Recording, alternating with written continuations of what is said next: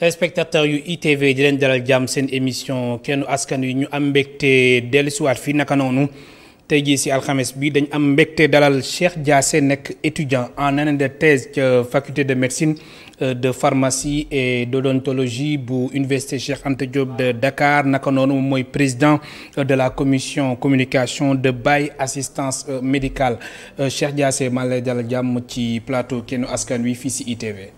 waaw jërëjëf El Hadj Malick Cissé. ñu ngi lay nuyu di rafetlu teewaay bi. invitation bi ñu invité fii.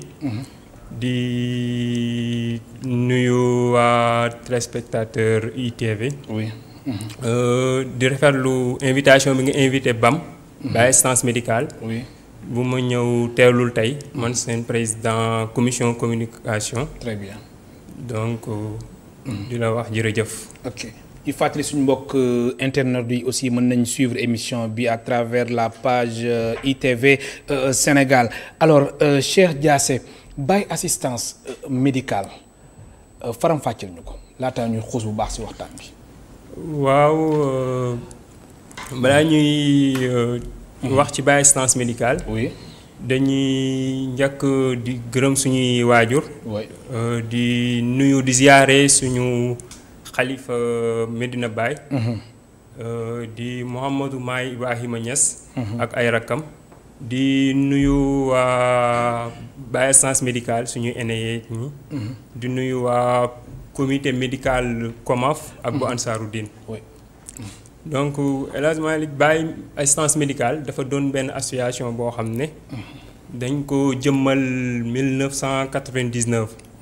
donc boobaak léegi am na. ñaar fukki at ak benn.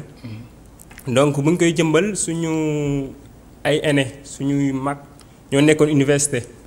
léegi ñoom bu ñu nekkee université ñoom gisoon nañ ne Medina Baye amutoon benn assistance médicale ci gàmmu yi. donc ñoom benn équipe de 7 personnes. ñoo ko jëmmaloon. donc Baye assistance médicale association médico-sociale la. ak politique. à but non lucratif donc amul fay dara duñu fay dara ñun ñoo jëmmal pour améliorer santé population les plus vulnérables. partout au Sénégal. donc c'était bu ñu ko concevoir c'était essentiellement pour couvrir manifestation adra yi notamment gàmmu yeeg yooyu. am na solo. alors initiative Baye assistance médicale si ñan la jógee si ay étudiants yi nga xamante ni ay taalibe Baye nañ ñuy def médecine noonu la wala. waaw si suñ mooy lu ma waxoon si suñuy mag la jógee woon. ñoom boobu ay étudiants médecine la ñu woon. léegi ñu ngi doon ay professeur université ay chef de service. très bien ay fépp ñu ngi fa di liggéey. donc ñoom ñoo taxawaloon Baye assistance médicale pour rôle bu ma waxoon. oui donc pour couvrir médicalement les manifestations de la Adra. léegi nag dem na ba day dugg ci yeneen lii dem nañ ba yamatuñ ci les manifestations de la Adra. dañoo dem ba volet social bi di dimbale ñeneen di couvrir yeneen événement aussi fu ñëwoo ci pays bi. alors gis nañ Kaolack Medina Baye Mawlid international. suñ ko waxee rek sa xel day dem si taalibe Baye yi nga xamante ne ñoo nekk si réew mi ak ñi nekk si sous-région bi ak tamit yu nekk si yeneen dëkk yu mel ni ay Nigéria Ghana ak tamit yeneen dëkk yi nga xamante ni ay taalibe Baye ñuy fa macha allah bëri lool muy tamit même sax si dëkk naar yi loolu yëpp di wane ni Baye c'est l'international Maulana Cheikh al Islam alors yéen waa Baye assistance médicale ban rôle ngeen di jouer si gàmmu gi. waaw Baye assistance médicale.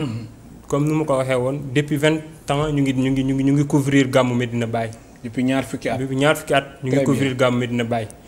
donc mais gàmmu cette année bi gàmmu bi dafa xaw a spécial.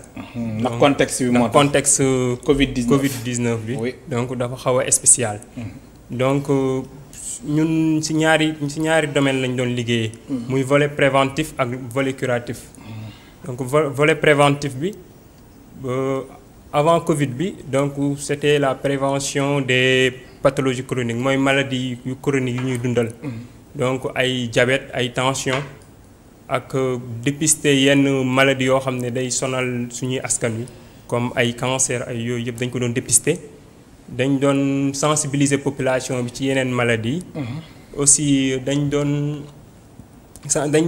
prendre en charge faj urgence yu ñu am ci jour gàmmu gi dañ doon def loolu aussi dañ doon maye deret aussi suñu suba la gàmmu gi mais alors ren ji Cheikh Diassé particularité bi comme ni ñu ko waxee mooy mbas mi gis nañ aussi am na ay taalibe yi nga xamante ni bitim réew nañuy jógee ñooñ tamit yéen na ngeen fas yéene taxaw ak ñoom.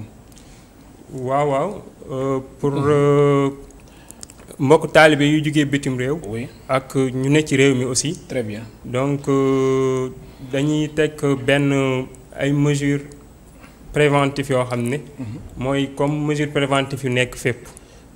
donc pour Medina Baye. donc dañ fay def comme nuñ defee mooy dëju suñu xalifa bi. si Covid bi la woon te réussiroon nañ événement boobu. te boobu yéen a ngi fa woon tamit te boobu ñu ngi fa woon boobu Baye assistance médicale mu ngi fa woon. di jàpp ci événement bi. donc mais bii gàmmu la international. donc day gën a rëy. day gën a rëy donc dinañ taxaw pèlerin yëpp. donc ci prévention bi ci sensibilisation bi donc bëgg. oui allez-y ci sensibilisation bi. donc di leen ñaax di leen respecter loo mesures barrières yi. pour éviter lii.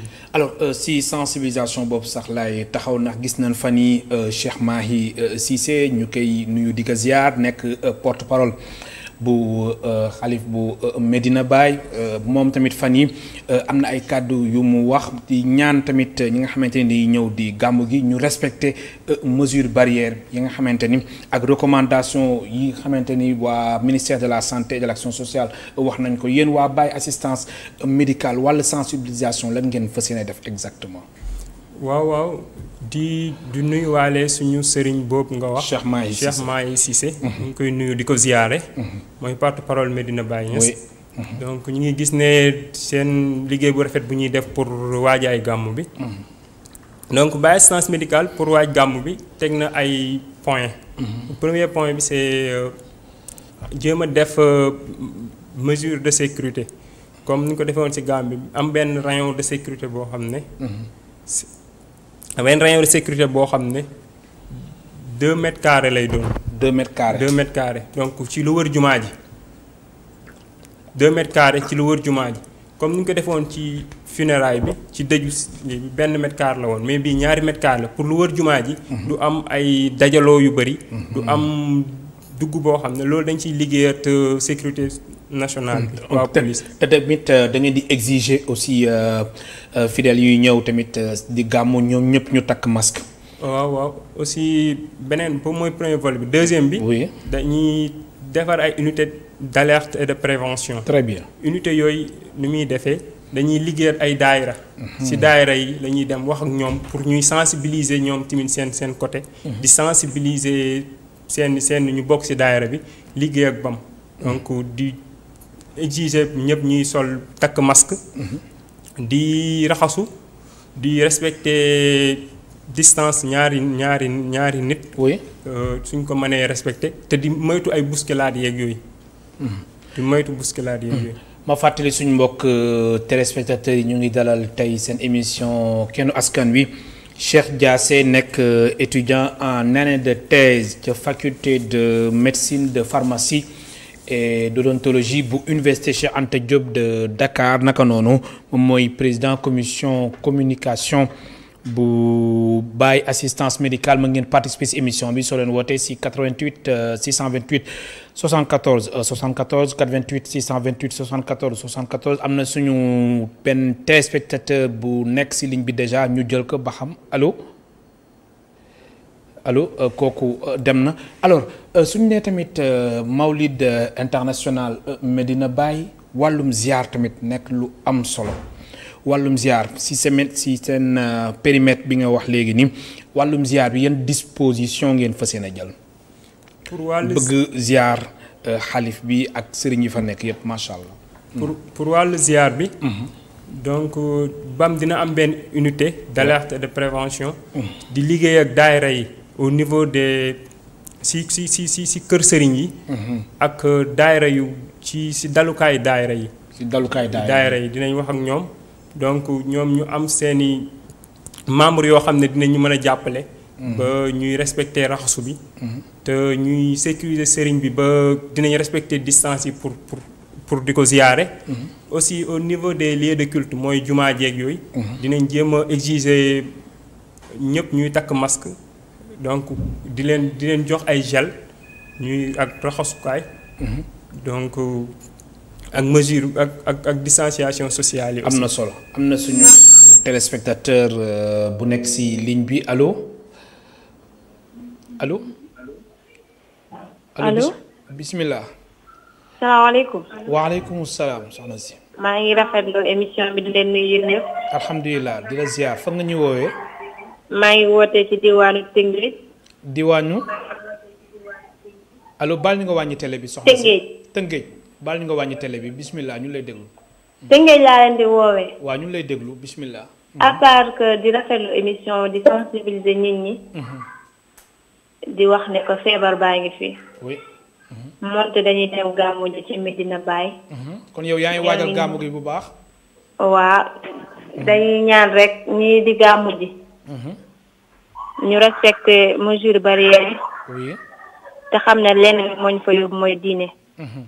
di ñaan aussi mbas mi nekk ci réew mi yal na ko suñu borom saafara incha allah. incha allah incha allah. damay bëgg saa su ne di dugg ci émission yi xam nga rek étudiants yi duñu am temps bu baax. non dëgg la yow étudiante nga. mais ñoo ngi leen di rafetlu bu baax baax. liggéey bi yow étudiante nga wala. waa étudiante en santé communautaire. dégguma allo suñ ko mënee dégg bu baax. étudiante en santé communautaire université de Bambey. ah ok alhamdulilah yow mais yow yaa bokk nga ci Baye assistance médicale wala soxna si. bëggoon maa ngi xool nan lay def ba bokk ci. waaw dana am solo après moom na joxe benn numéro boo xam ne. waaw su ko pour ñu defee bëgg a adhérer. su ko defee nga mën a tamit jàpp ci liggéey bi dana am solo. waaw incha allah. incha allah jërëjëf. ok kontaan naa lool. fi amaanillah jërëjëf gis na soxna si tamit moom bëgg na dugg ci Baye assistance médicale ñu anticiper ci question boobu alors ñi ci bëgg dugg ba pare di def wàllum wér-gu-yaram nan la ñuy def. waaw Baye assistance médicale. oui dafa doon association boo xam ne dafa regrouper ñu bari.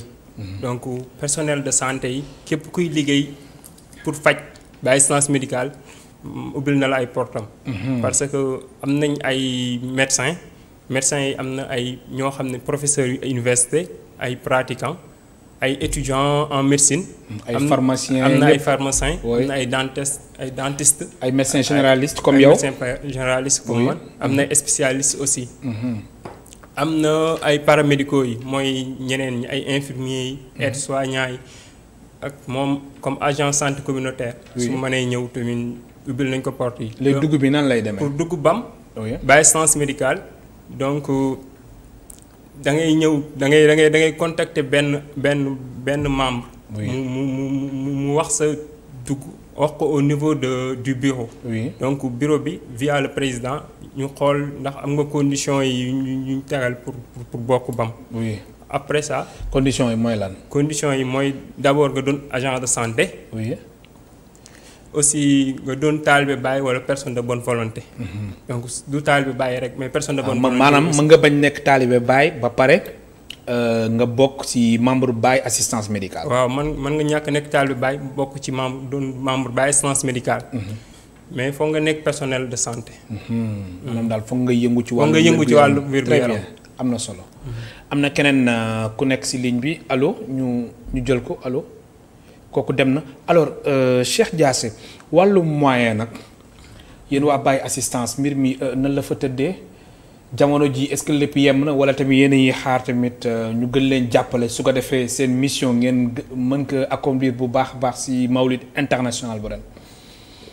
waaw heureusement wàllu moyen Baye assistance médicale dafay liggéeyat région médicale bu Kaolack. ak district médical bi. donc Baye assistance médicale liggéey terrain bi lay def. liggéey terrain bi waaw très bien. au niveau district bi ñoom ñooy lépp luy médicament yooyu yëpp ñoom ñoo koy gérer ak benn dotation. donc sur ça damay lancer benn appel. oui au niveau de la ministère bi. donc parce que ren dafa doon lii boo xam dafa spécial. dafa doon année boo xam dafa spécial contexte Covid bii ñu nekk donc ñu ngi lancé ministère mu yokk dotation bi parce que il paraît que même dotation la joxe yu année yu doon weesu.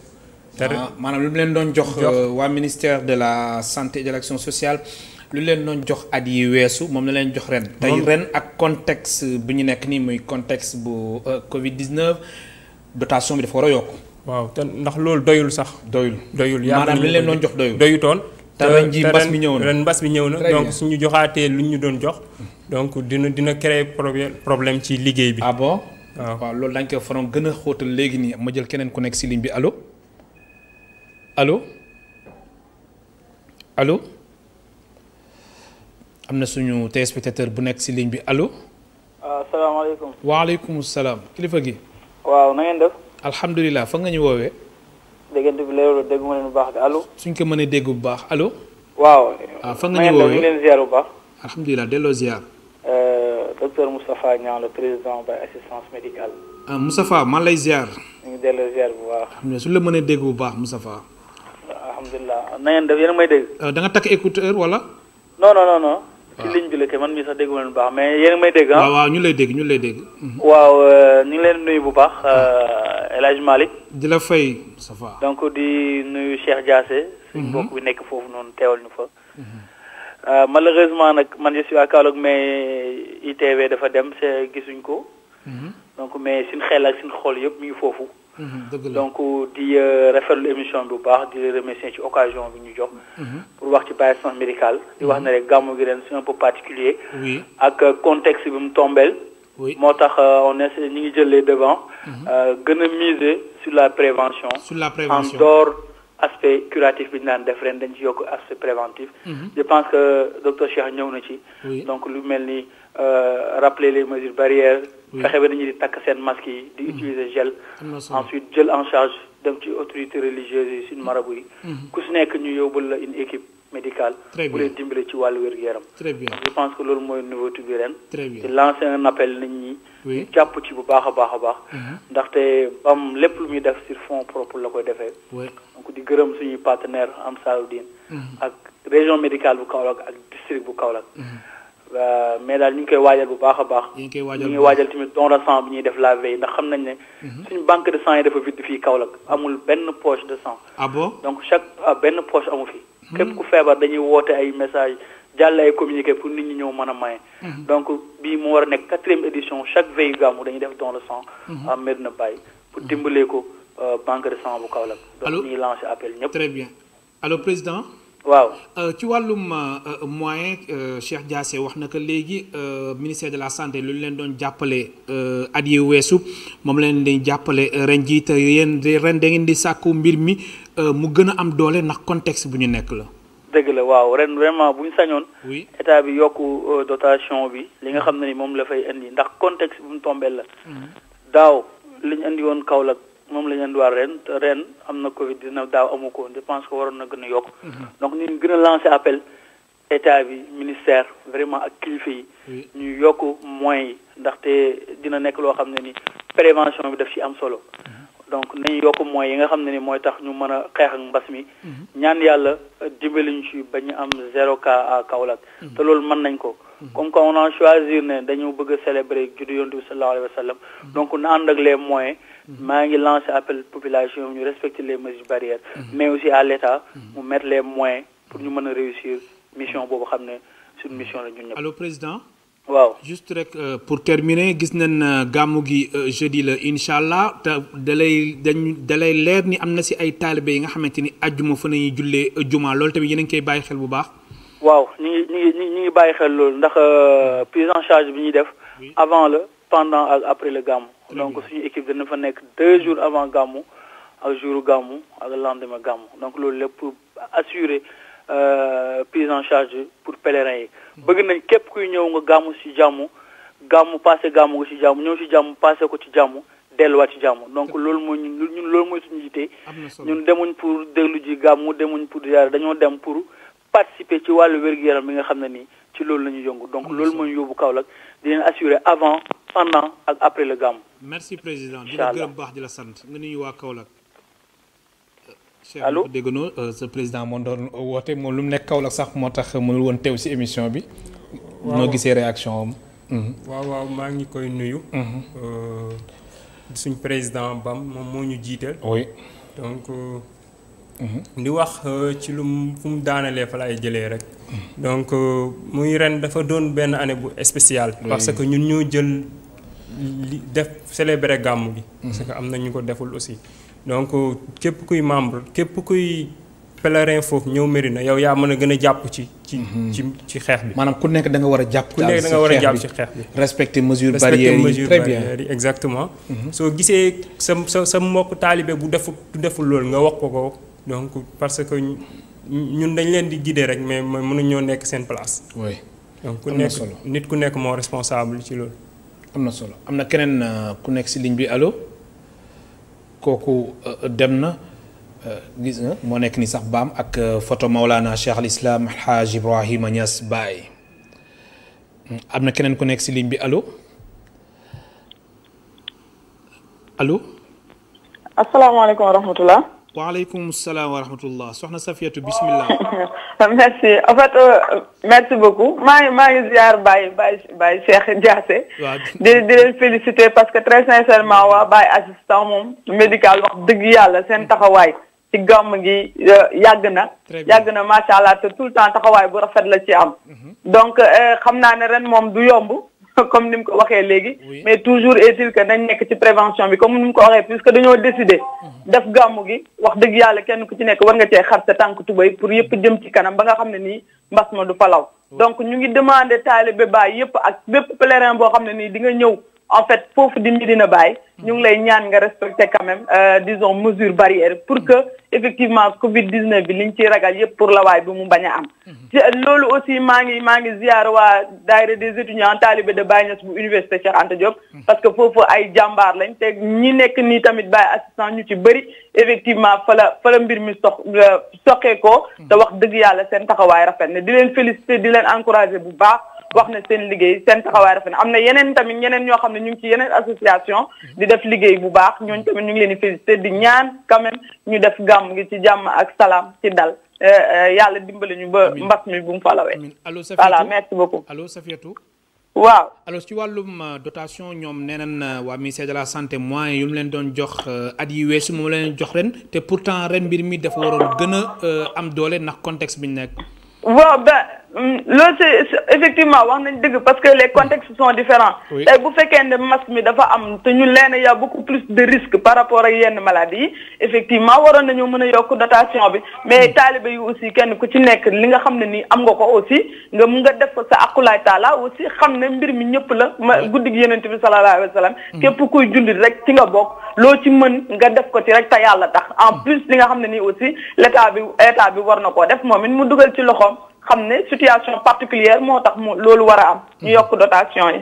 merci beaucoup Safiatou. voilà merci à vous. di la gërëm bu baax di la sant xam naa ni moom kilifa yi dinañ leen dégg de ndax ren ji moom vraiment kilifa yi war nañu yokk seen loxo n'est-ce pas cher. waaw kilifa yi war nañu yokk seen loxo mais personne de bonne volonté yi tamit mën nañoo jàpp ci loolu. donc ku nekk mën nga wax ne man su may dem dinaa jënd gel bi yóbbaale ko. wala jënd paquet masque bi yóbbaale ko. donc da nga ci mën a jàppale. ci yéen mais autorités yi soxla nañ seen assistance. oui parce que. maanaam autorités yi ñu war assister. waa Baye assistance médicale. waaw très bien assister parce que ñun ñooy nekk ci terrain bi ñun ñooy jël risques yi. ñooy jël risques yi te suñu amee problème moyen rek risques yi day yokk. day yokk am na solo. am na keneen ku nekk si 88 628 74 allo. kooku dem na alors ci wàllum réalisation lan la Baye assistance médicale jot a def lu nga xamante ni lu am solo mu nekk ay jéego yu mucc ayib. waaw ci wàllu réalisation. Baye assistance médicale soo xoolee ci wàllu effectif. jugee na à un effectif de 7 à plus de 500 membres. donc loolu doon na jéego boo xam ne def na ko. ak beneen jéego bu ñuy def ci wàllu assister couverture sanitaire au niveau de la Fayda donc ci gàmmu Médina yi gàmmu Taïba yi yooyu yëpp donc Baye assistance médicale mooy nekk au premier plan donc mooy nekk loolu aussi am na yeneen perspective yoo xam ne bëgg nañ ko may defaguñ ko loolu sax daañu ci ñëw ci kanam tuuti muy wàllum perspective Cheikh Diassé am na keneen ku nekk ci ligne bi allo kooku dem na alors membre Baye assistance médicale su weesoo faculté de médecine de pharmacie et d'odontologie bu université Cheikh Anta Diop de Dakar yeneen région yi nag am na ñu fay jógee nekk membre wala.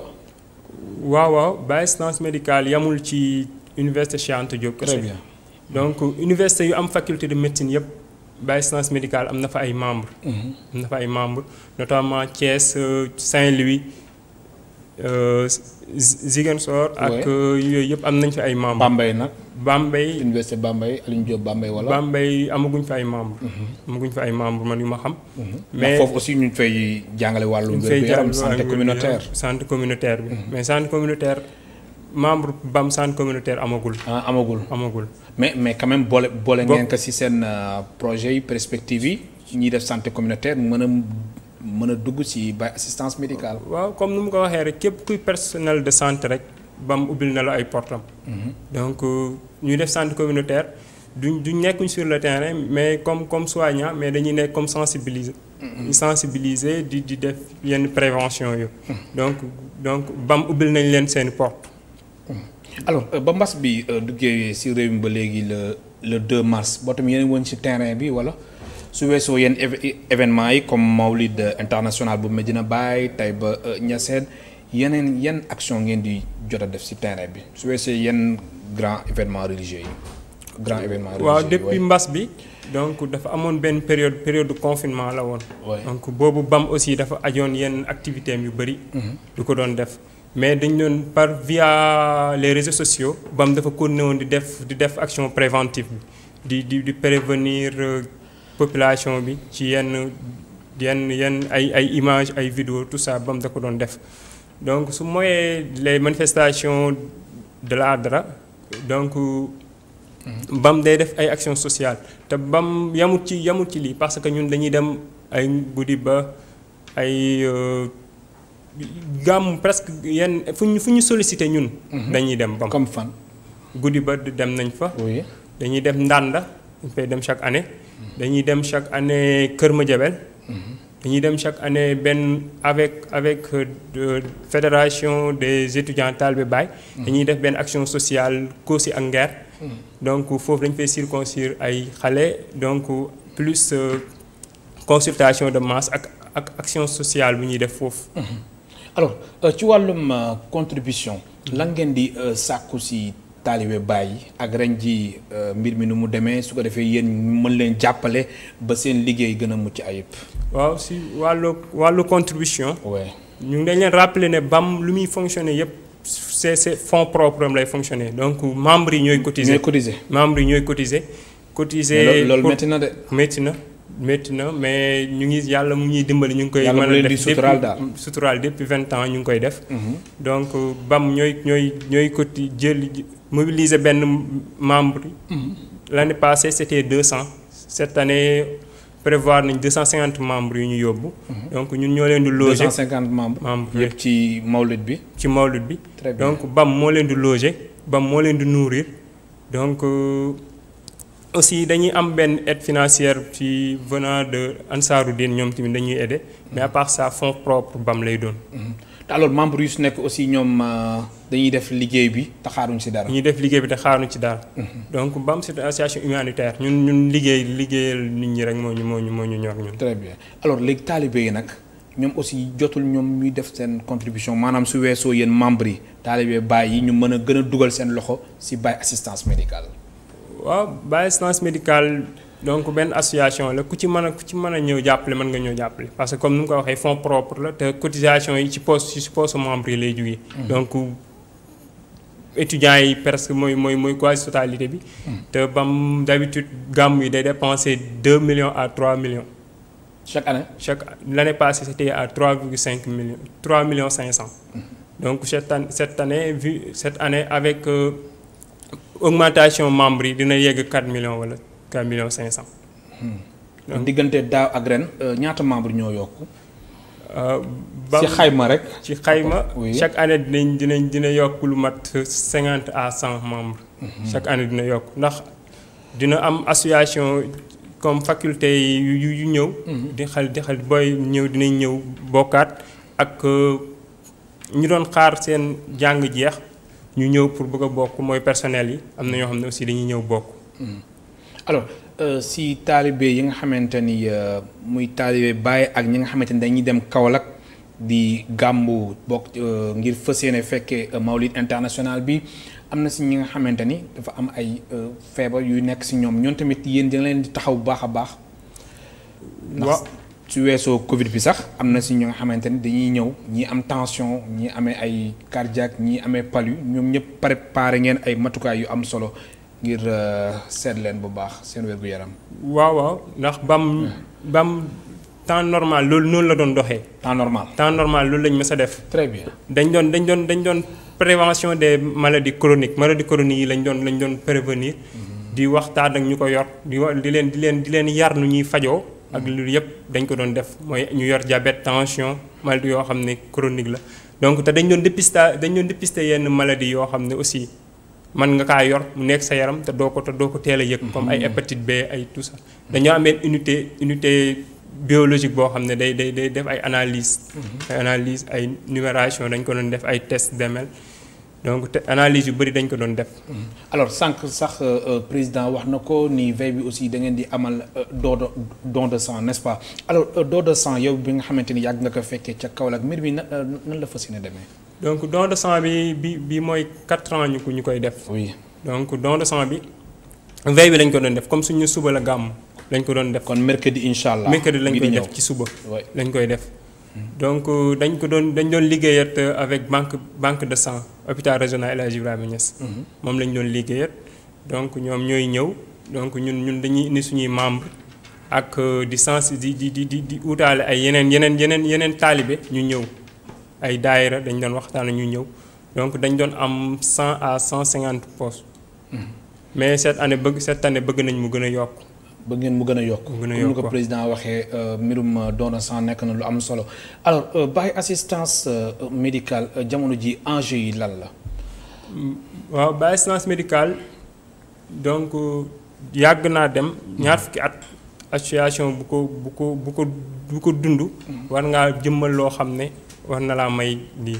donc ñun loolu bëgg nañ benn clinique boo xam ne dinañ ko am biir Medina Baye boo xam ne Baye assistance médicale moo ko jëmmal.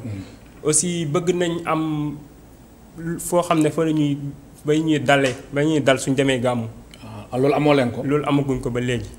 bëgg nañ kër Mérina wala alentour yoo xam ne dinañ fa mën a dal bés bu ñu heure bu ñu demee gàmmu donc. kon xaalis bu ñuy ne di luyee ay kër ak yooyu xañ na ci Baye. kon yéen chaque Mawlud international Medina Baye da ngeen di louer pour seen membres yi mën a dëkk foofu te da ngeen koy fay.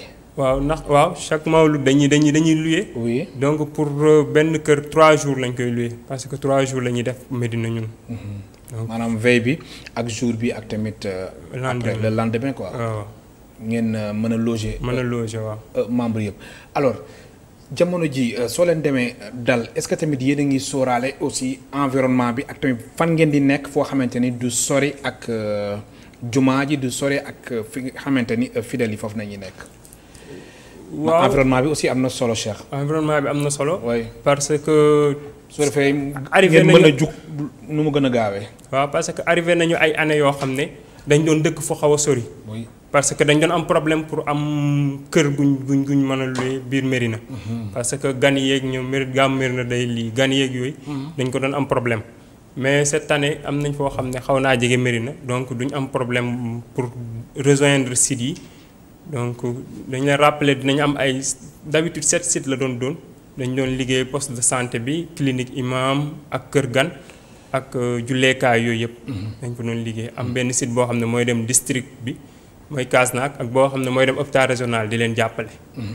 alors Cheikh Diassé yow nga nekk étudiant en année de thèse noonu la. ca faculté de médecine de pharmacie et d'odontologie bu université Cheikh Anta Diop de Dakar yow principalement sa rôle lan lay doon ci Baye assistance médicale ci Mawlid international bu ren bu Medina Baye. waaw yow personnellement. man personnellement en tant que étudiant en année de thèse médecine. donc sama rôle tout d'abord préventif lay doon. oui donc ndax on dit que prévenir vaut mieux que guérir. donc dinañ sensibiliser taalibe yuy ñëw ñëpp. aussi dinañ jàpp ci paj bi. comme ni ñu koy def ndax chaque année ñun dañuy dem ci poste de santé presque fa la ñuy dal man Medina laa dëkk mais suñ kër du ma leen dalal gàmmu sax. parce que du ma leen tal ndax malade yi. oui donc dañuy dem ci site yu ma la wax noonu di faj ci malade yi urgence yooyu yëpp dañ leen di gérer. donc yàgg nañ ko def man depuis première année maa ngi bokk médecine maa ngi bokk BAM. donc 8 ans ngi nii maa ngi nekk BAM. te chaque année loolu laa doon def. alors yow médecin généraliste nga. waaw médecin généraliste. alors sa kii su weesoo prévention bi lan ngay def exactement médecin généraliste. rôle am lan la. médecin généraliste suñu téléspectateurs yi. waaw médecin généraliste rôle am mooy. oui su malade ñëwee. am na malade yoo xam ne duñ mën a yegg directement ci spécialiste bi. donc médecin généraliste mooy nekk au devant moom malade day am maladie yoo xam ne feebar yoo xam ne moom moo ko mën a faj moom moo koy faj léegi su laajee mu dem spécialiste mu dem yabal ko fa. donc loolu mooy loolu médecin généraliste. te loolu nga fas yéene taxawee ren jii nii. waaw loolu laa fas yéene taxawee incha allah. am na sunu beneen téléspectateur bu nekk ci ligne bi allo. kooku dem na alors très rapidement Cheikh Diassé perspective Baye assistance médicale su weesoo réalisation yi nga xamante ni yéen bëgg ngeen ñu defal leen seen perspective lan la. ngir Baye assistance médicale gën a mucc ayib. suñ perspective pour Baye assistance médicale gën a mucc ayib. oui. donc bëgg nañ ériger parce que Baye assistance médicale association la. bëgg nañ ko ériger en ONG. en ONG. en ONG. très bien donc. ñu ngi organisation non gouvernementale. non gouvernementale parce que ñun apolitique lañ. waaw lu tax ngeen bëgg Baye assistance médicale nekk ONG. parce que gis nañ ne suñ luñ bëgg a liggéeyal taalibe yi ak nit ñi donc nekk association dinañu baare ci lu bëri parce que dañuy am problème fonds comme nu mu la ko waxee parce que cotisation tamit dafa am fu muy yem. donc soxla nañ fonds. soxla nañ moyens yu ma la wax comme ay moyens de transport mënuñ 20 ans donc chaque année ñu ne di louer ak yooyu yëpp. ak locaux yoo xam ne dinañ yooyu yëpp soxla nañ ko. donc à part ça c'est. à part ça ak lan. ak bëgg nañ loolu day doon perspective BAM pour Médina. oui bëgg nañ relever seen plateau technique bi. très bien parce que Kaolack population kaolackoise bu am benn hôpital régional donc ndaw na ci population Kaolack. donc bëgg nañ benn relever donc comme poste de santé Medina Baye bëgg nañ ko ériger mu doon hôpital niveau 2 wala niveau 3. alors seen liggéey nan ngeen koy gérer ci période tàngaay bi nii surtout Kaolack nga xam ni des fois dafay tàng de foofu. waaw loolu dëgg la parce que instant bi période bi ñu nekk moom tàng na trop. oui donc dinañ jéem a adapté conditions yi.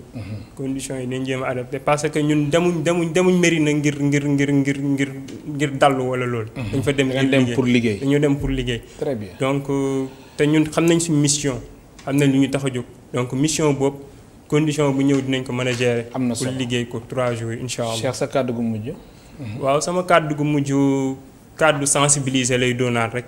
donc taalibe yeeg ñuy jugee fu nekk donc ñu gën a góorgóorlu ci geste barrière yi pour Covid bi. ba relever défi boo xam ne dinañu gàmm gi na wees ak 0 cas. donc loolu mooy suñu. am na solo Cheikh Diassé wax gi rafet na man lay gërëm baax di la sant ma fàttali yow étudiant en année de thèse nga ca faculté de médecine de pharmacie et d'odontologie bu université Cheikh Anta Diop bu Ndakaaru naka noonu nga nekk président commission communication bu Baye assistance médicale mbokk téléspectateurs yi yéen tamit amoon seen fay ñu leen di gërëm baax di leen sant ba suba incha allah ñeenti waxtu. Dara Système logiciel numéro 1 de gestion d'école au Sénégal moo leen doon may seen émission Kenno Askan Wi.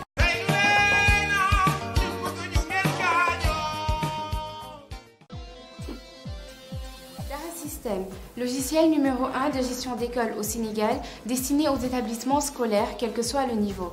Préscolaire, primaire, collège, lycée, université. Dara System propose une multitude de fonctionnalités spécialement développées pour répondre aux problématiques quotidiennes des établissements scolaires. Ainsi, Dara System vous facilite la gestion administrative, gestion et sauvegarde de tous les documents, gestion des étudiants, pointage des professeurs. La gestion financière, paiement des mensualités, paiement des inscriptions, état financier, état de la caisse, dépôt en banque, gestion des charges, abonnement cantine scolaire. La gestion des ressources humaines, gestion du personnel de l'établissement, contrat de travail. La gestion pédagogique, gestion des notes avec un calcul automatique des moyennes, la gestion des absences et des retards, impression ou envoi des bulletins de notes par mail. Espace parents. Dara System offre un accès aux parents qui veulent suivre le dossier de leur enfant. Notes, classes, matières, emploi du temps, devoirs à faire à la maison et rester en contact avec l'enseignant. Assistance 24 heures sur 24, formation gratuite et personnalisation selon votre méthode de gestion. Dara System, un autre regard sur votre établissement scolaire, une solution économique et rentable. Nous contacter, c'est facile. Composez le 77 164 85 85 77 511 88 08 ou le 76 614 47 09 ou visitez notre site web www.darasystem.net.